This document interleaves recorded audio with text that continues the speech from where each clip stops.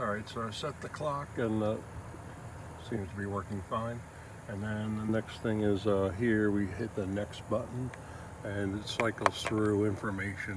1100 gallons remaining for softening, 2.4 gallons per minute, 27 gallons.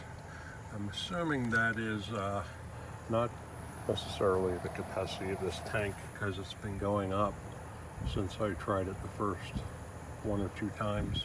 I'm assuming that's since I put the new brain in, it's tracking how many gallons it's been softening, so to speak, because before I even started I've been running all the faucets because John suggested run all the faucets. That'll help flush out all that rusty or discolored water, and also the toilet tank turned a little rusty, just a hint of rust in the toilet bowl, but I've been hitting that with distilled white vinegar to help break that down.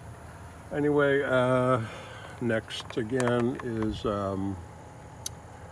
back to the clock. We'll cycle through again. That's gallons left, gallons per minute, gallons so far. You can see that went up again, and back to the time. And then we hit regen here, and that says regen today.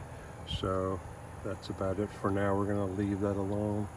And the water's been running for probably about 20 minutes or so.